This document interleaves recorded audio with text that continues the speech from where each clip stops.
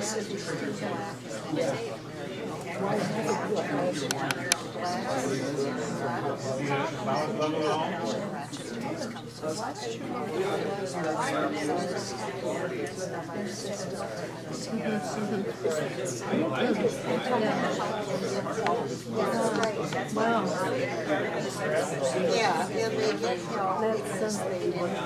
right, let me invite you back.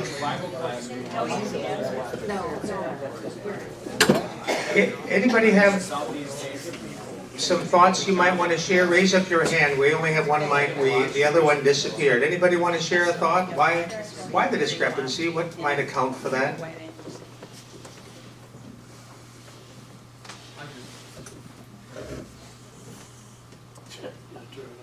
I just told a story about a really good YouTube video that's out there. So the setup, it's all set up. The setup is a park, and there's a bike, and the bike is chained to like a light post. And this young black man is taking a chisel to this bike and is working on, or to the chain, and is working on the chain. And people like are all over him. Like, is this your bike? No, it's not actually. You need to stop doing this. We need to find a policeman, call 911, etc.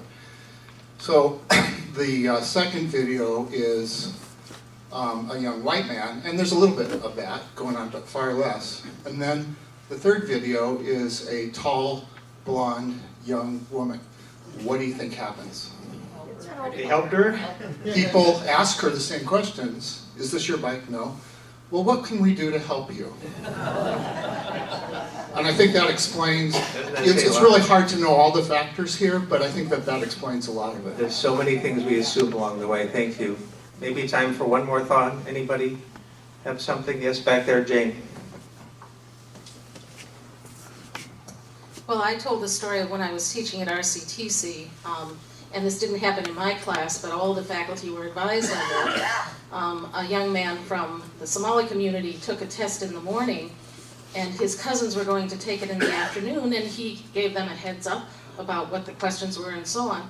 They were getting ready to discipline him, and calmer heads prevailed, and they brought in the family, and they all said, well, it was his duty to help his cousins. We would not have expected that he wouldn't. So we were all given language to put in our syllabi about not sharing what's in a test with anyone who's going to take it, because it was a cultural difference on what is cheating and what is not. And so I sometimes think we have a lot of misunderstanding when different groups, whoever the immigrant population may be, even if they were a bunch of Norwegians, there might be misunderstandings with the American culture. Absolutely, that's a great story. We're going to go on. Let me just first say, I called Jackie Peterson up, who's the director for, I think, middle school and secondary education in the Rochester Public Schools. She's a member of Zumbro, and just asking her about this. And I think it's a real burden for someone like Jackie. What do we do? She was relatively quick to say that it's really a very small percentage of the population we're talking about here. She said 95, 96% of the students do just fine, but we're talking about maybe 2%, 2.5% that are getting referred onto the principal's office, as we used to say it in our day. And then also, perhaps only of those, about 0.7% are responsible for 48% of the referrals.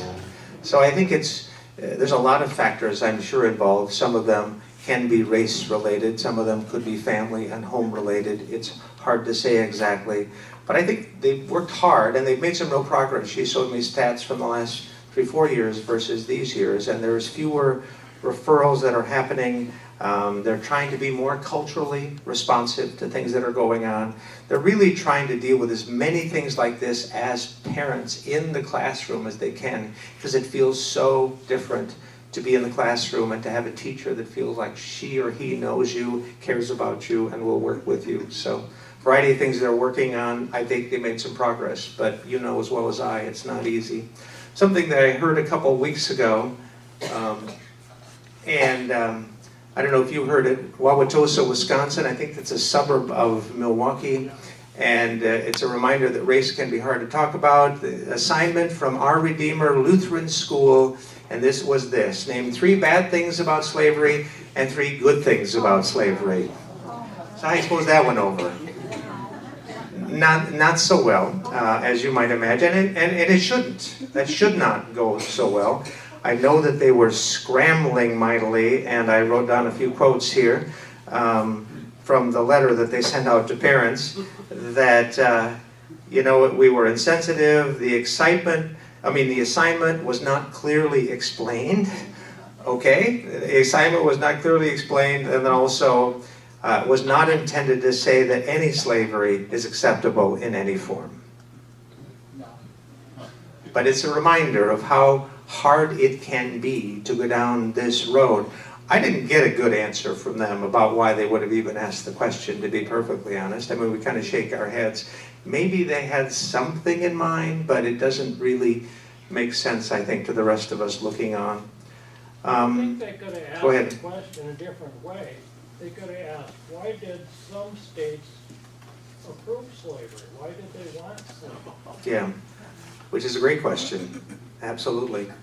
And why was that such a thing worth dividing a country and fighting and dying for some states? Why did our president have 200 slaves? Yeah, absolutely. They're fourth graders, but they can understand some things along the way, and the questions can be asked in different ways, I'm sure, along the way. Somebody gave me a book, Ta-Nehisi Coates. I don't know who gave me that book, but Between the World and Me, it showed up in my office one day, and I appreciate it. So if you gave it to me, thank you. If you want it back, tough luck. I read by underlining, and so it's kind of a mess, but thank you for passing that on. It's a personal journey, and he's a black man, and I'm guessing on his age, maybe 50 years old, writes for the Atlantic, and he was writing a letter to his son about the world in which we live, and it's a powerful, powerful word. And he goes on to talk about a number of things related to race, but he makes the point over and over again, we have been in a culture of slavery a lot longer than we've been in a culture of freedom. And even when we made some choices, like the 14th Amendment, to kind of move on and deal with slavery, you know as well as I, it's just the tip of the iceberg for dealing with all the consequences that are there in our hearts, in our laws, in our culture, and everything else. We're moving on. I don't know if you saw this story. Just a few weeks ago, this came to light, but it was a follow-up. Brianna Harmon walked into a church one Sunday. She's a white girl, 19 years old, so a white teenager, and she had blood on her body. Her clothes were ripped. I think she was in her underwear, her bra, and a torn shirt. And she said, "I've been raped by 3 black men." And the story took off from there. Talk in your little group. Why is it so easy for us as a culture to believe stories like this? Okay? 1, 2, 3, go. She walked into a white church. Thank you. Good question.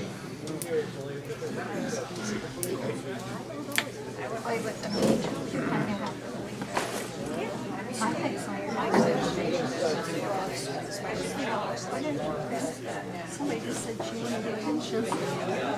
See, my mind didn't really go there. I know.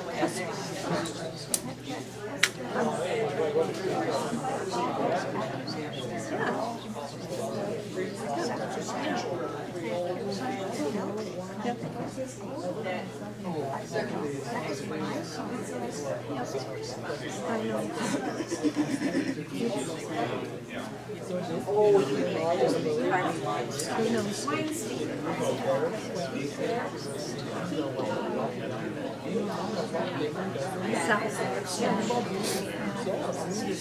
Yeah, good point.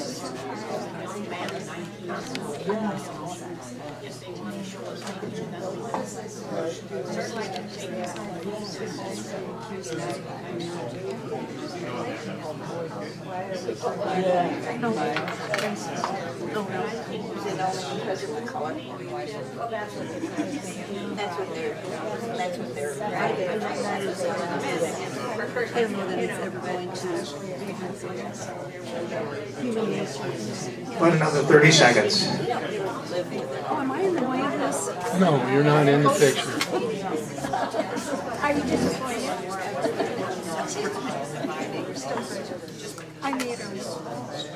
My aunt was told that so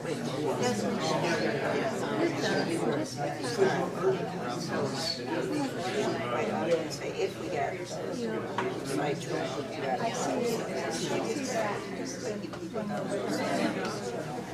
All right, let me call you back. So talk to me about this story, this teenager going into that white church and making that claim. Tell me, some of you must have thought of the book and the movie To Kill a Mockingbird, right? Yeah. Bruce? Culture accepted that answer without question. Yeah. Absolutely. What if she would have come in and said, I was raped by 3 fat men, I was raped by 3 tall men, I was raped by 3 men. In the condition that she was in, I think people would have been listening to her story for her, not being able, if she'd said 3 white men, it would have been... You think it would have been equal, Rolf? I think, let's say she was here, what would we do? Yeah. What she said. We would listen to Yeah. her. I think an interesting part of that story, though, is she's the one that created the narrative. Yeah. Right, but you don't, when they come in, here's somebody that's obviously been abused, right? I mean, Right. it really looks that way. Yeah. Aren't you going to listen to what they say? I think so.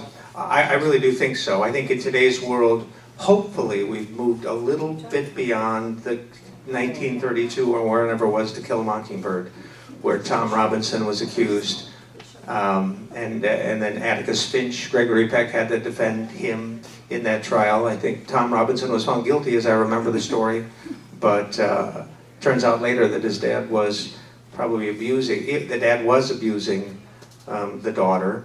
She was kind of infatuated with the boyfriend, the black man, Tom Robinson, and he eventually committed suicide. These things aren't neat and tidy, but I guess I was most interested in the fact that she told this story about 3 black men, and I think it was more effective than I don't know, it hit more home for some people. Ruth? I just think, I think she chose that. There's another back there. I'm sorry. Well, my thought is, we haven't come far. I mean, the fact is, if she said she had been raped by 3 tall men, it would not have made national news. I think that's I probably mean, you true. wouldn't be talking about it. We wouldn't even know about it. Yeah, I think that's... I don't think we've come But all very we have far to- at all. Yeah, Marie? Well, but now the women get up and just accuse someone and they're assumed guilty. Kind of depends on how many, but we still sit back and have a conversation at least about who's saying it, what kind of context, and how many people are coming forward. You know, Garrison Keillor kind of story. And then we struggle as we go back to back. In this case, fortunately, this is progress, I think. There was DNA evidence that was examined. The story didn't line up with what she was saying. And eventually the police came back to her and said, this isn't right. You want to try this again? And it turns out she'd broken up with her fiancé and she didn't want her family to be mad at her. So she concocted this story in an effort to get herself off the hook. All right. This is one that's close to home for some of us, but Lake Calhoun, Minneapolis. 99% sure it's named after John C. Calhoun, our 6th Vice President of the United States, and it's changing its name. Have you followed this story at all? Sure. Yeah. And there's been some tussle because somebody came up with another Calhoun that was a Lieutenant Calhoun. And this is the way these stories go, but there were no records kept at that time, and there was no Calhoun that could be found in any way, shape, or form. But let's just assume it was John C. Calhoun, and one of the quotes that he said was, 2 great divisions of society are white and black, and all the former belong to the upper class, whether they're rich or poor, and they are respected and treated as equal. John C. Calhoun had a mountain for white people to be on, and when you have a mountain, you have to have a valley, right? And others of different races, especially blacks, were in the valley. And I think that became part of his his legacy. Now, what's interesting related to this is I looked at some of the Hennepin County commissioners that were talking about this, and one of them, Marcia Green, voted yes, we should change the name. And she said, you know, it's repugnant. We have to change the name. We have to let this part of our past go. And then Jeff Johnson voted no. He said that even though Calhoun's views are repugnant, he's worried that it's going to open the floodgates and we'll be changing names all over the place. And he said you can't change history. So, you know, that's something we struggle with, I think, mightily. I think they have changed the name, but I think the commissioners did. But they have to go through a couple more hoops, I think. They have to go through the DNR, I think, and somebody else along the way. Just in case you're wondering, I actually think I can pronounce it right. It's a Dakota word, B'day Makaska. B'day Makaska. I live pretty close to Lake Calhoun, so this is important to me, so I can pronounce what I'm doing. But it's also important, too, because these kind of things are important, whether they be statues in Charleston, South Carolina, or lakes in Minneapolis. What are we lifting up at that time? All right, we're going to have a very quick conversation about race. Is race for real? I think a lot of people would say that race is largely a modern construct. I don't know if we think about it that way, but there's very little genetic variation among various groups of people. There might be more genetic variation. I'm not a scientist, you probably figured that out, but there's more genetic variation, might be more between two Chinese people than there would be between a Chinese and a black man living in Alabama. There was a wonderful display at Rochester Public Library a few years ago. Yeah. And so you all went to that, or a lot of you did, and you all know the answers. That's good. You know more than me. You're ahead of it. But let's be honest. In our country especially, race has been used to justify social inequalities and to assume that they are natural. I appreciated the fact that in this PBS thing that I was looking at, reminding us that skin color is only skin deep. And really, all it takes is several hundred years of living in a different climate than living by the equator to have skin color change dramatically. And that has nothing to do with some sort of gene that's inside us and everything to do with where we live in relationship to the sun.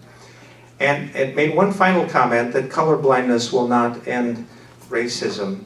You know, pretending race, that it doesn't exist is not the same as creating equality in our country. And I think that's part of the struggle. To combat racism, the PBS study showed we need to identify and remember those racial policies that advantage some at the expense of others. We're going to talk a little bit more about that in a second, but I think that experience of what we might do becomes very important. If you came in and picked up the Unity Declaration that was back there, I would encourage you to read it sometime. This was signed by lots and lots and lots of church leaders and a variety of other folks as well, everything from the Roman Catholics to the ELCA to American Baptists and the Bread for the World. It's basically starting from the standpoint of what can and should we say and do as people in this country concerned about race and race relations. You know, they make a number of points, like, I'm on the wrong one, sorry. I got ahead of myself. All right. Anyway, I guess I got behind myself. Racism, they would say, is a sin that goes back to the founding of our nation. Now, it could be that it goes back earlier than that, but certainly it's been part and parcel of the American story for a long, long time.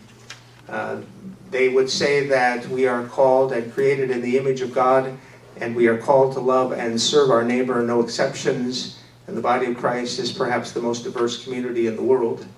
And they would also say in this study that I encourage you to read that racism is more than individual behavior. It's systematic and it's structural.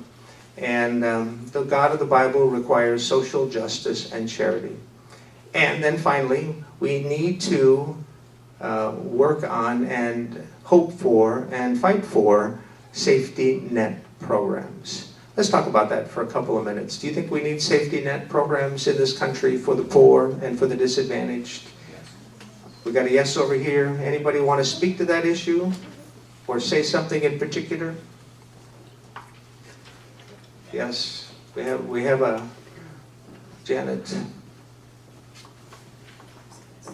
Simply a point of information. I was telling a couple of people in the room yesterday, a post went out to all realtors in the state, and it was talking about how, despite laws that ban discrimination in housing and home ownership in neighborhoods and that sort of thing, the rate of home ownership since 1968 has not moved more than a few tenths of a percent, and we're less than 10% home ownership in families of color and their home ownership in all of these years, and it clearly speaks to poverty and opportunities in the workplace and the world.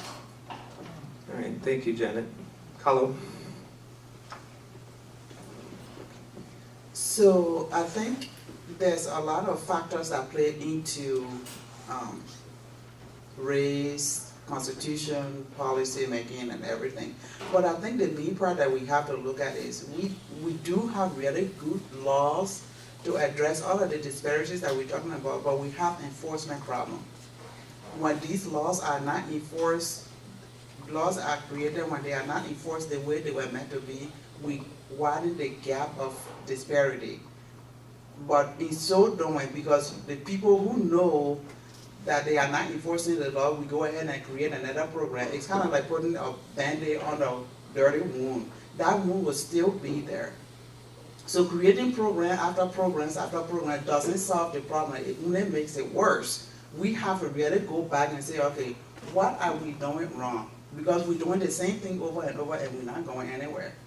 You know, so I think we really truly need to sit back and look at how are we enforcing the laws that we have. Okay, thank you for that thought. We're going to move on to the one that I skipped earlier, and that was probably one you picked up on the way in too. I ran into an article in the Washington Post that was about race relations, and they asked the question of people, so are they better, worse, generally good, generally bad? And this was from July 2016. Black respondents said 72% said bad, and white respondents said 63% said bad. Does that feel like your experience in this culture? Is it that bad? I got some people shaking their heads up here, yes, nodding their heads, yes. I don't think it's that bad. You don't think it's that bad, okay? I encourage you to read the article. It appeared in the Washington Post. It's very thoughtfully done. It's basically following up on what people's thoughts are and how they get to those thoughts. And they were started out by looking at back in the 50s, so have we made progress along the way or not? And what was interesting is that I think a lot of white people said, yes, we've made progress, great progress for black people, but it's getting worse for us. There was a lot of that kind of language. It's getting worse for us. And they would argue that there was a definite anti-white bias that's starting to show up in our society, in our culture. And you know where some of this goes for people, then it goes to things like white supremacy. It goes to a feeling like they're getting something that I'm not allowed to get.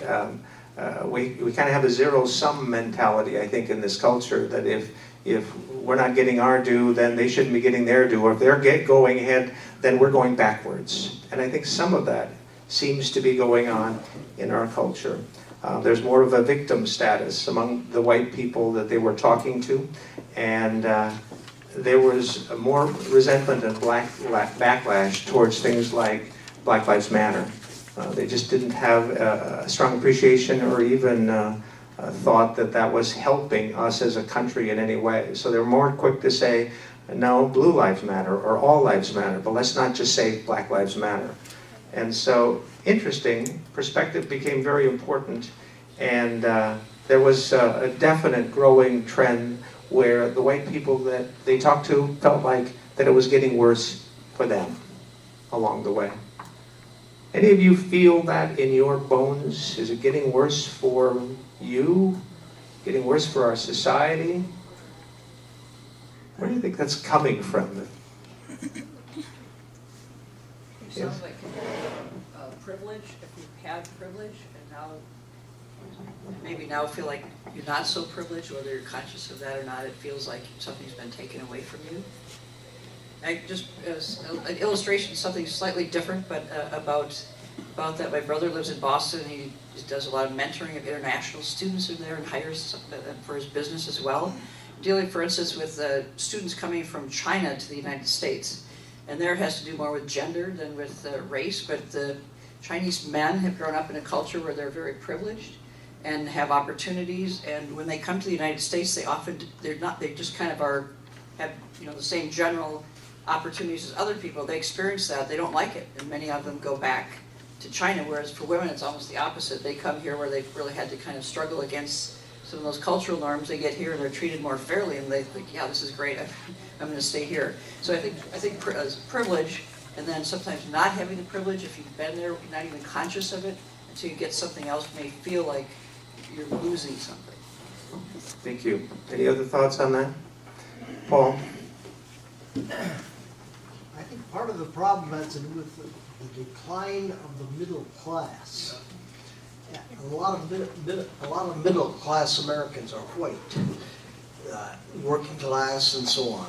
And a recent study I read showed that in the since the early 70s, the amount of people, the amount of wage increase is very small. The amount of cost has gone up, and the result is the end of the middle class. And the middle class, that means the end of the American dream, maybe? The American dream for 80-some% of Americans. Yeah, that's well said. And so they buy, as the white people, I suppose they have to find a scapegoat, and part of it is to say that the black are getting all the attention, not us. Yeah. Maybe some of that thinking. We don't have a lot of time to talk about Black Lives Matter, but what do you remember about the start of Black Lives Matter? Do you remember anything related to that? There's some interesting articles on there. I did just a little research. A woman named Alicia Garza, who happens to be African American, responded to the shooting of Trayvon Martin and George Zimmerman. You remember that story where Trayvon Martin had gone to a 7-Eleven, was buying Skittles, and came home, and George Zimmerman was a neighborhood watch person, and he ended up shooting Trayvon Martin. Eventually he was found not guilty of second-degree murder, and it became a real rallying cry, at least the beginning of a rallying cry. Garza went on to say this: black people are not safe in America. That's what she was feeling deep in her bones. And so she ended up writing a post. And she said in this post on Facebook, "Black people, I love you, I love us, our lives matter." That post ended up going to a friend of hers, and she was a community organizer, and she sent it to lots more people, and she added a hashtag Black Lives Matter.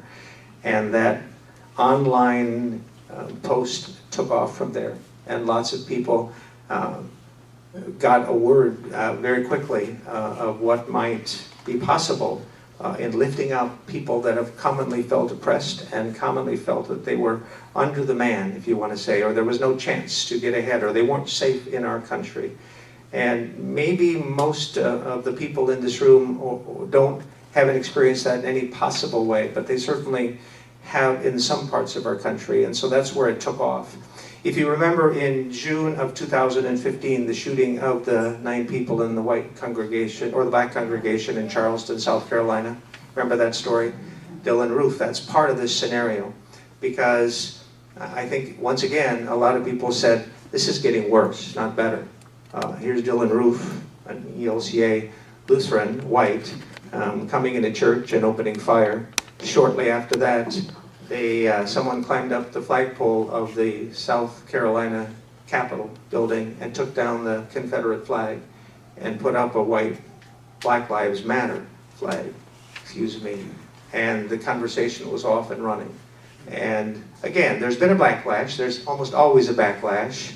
Is this a good thing? I think a lot of people would say, yes, it is. But others might say, yeah, but how about police officers that have been killed along the way? Or how about my aunt who happens to be white back in Michigan that could use a helping hand? And it's so easy for us then to insert another person and say, let's not just talk about black lives, but all lives. But I think that kind of misses the point, in my opinion, when you suddenly say, we got to talk about all people, then you're not being as sensitive at that point to persons that have to be black and maybe have struggled and maybe have had a fair amount of rage in their life for a long, long time because of what's been happening. Does that make sense? We could talk about this all day, but I think it's worth at least lifting up and reminding ourselves that backlash sometimes doesn't get us where we want to go. My last slide to you is this. What can we do? You know, we've been reading through John, and John chapter 4, Jesus is reaching out to a Samaritan woman, which is as countercultural as you can get in the Gospel of John, and basically saying, for God so loved the world, and by the way, I'm here to show that and share that with you as you come draw water at the well. And it's a real powerful kind of thing. Gandhi, be the change you wish to see in the world. Let's talk for about 2 minutes on ideas that we might have, something that we could do to be that change we see in the world. What do you think? Bruce, you got an idea. I've heard it from you. What's that? Which idea? I'm just wondering. Tell us about your graduate program at BAM. Yeah, we spend, we think about this quite a bit, and especially unconscious bias. We are anxious and seek out individuals from diverse backgrounds, highly qualified individuals, and we do it for a reason, because diverse teams do better at everything. They solve problems quicker, they solve complex problems faster, and if you want to just get down to the bare bones, it really makes a huge difference when you bring people with different life experiences together to talk about a particular problem. Thank you. Maybe time for a couple more, short and sweet. Anybody else? What can we do? Kathy? I would highly encourage all of us to think about CompassionateRochesterMen.org. Mayor Brady signed Rochester to this worldwide project. We need to spread compassion. We need to spread the empathy, the thinking of others, the walk in my shoes idea. I'm going to have to cut you off there, but it's a great point. CompassionateRochester.org. CompassionateRochesterMen.org. It's just men? Yeah, we just got our website. Okay, there you go. Just got our website. CompassionateRochesterMen.org. Anything else? You can form a friendship, right? You can reach out to someone you don't know. You can read, you can speak up, and you can be a part of the change that you would like to see. Thank you for coming today and being a part of this conversation.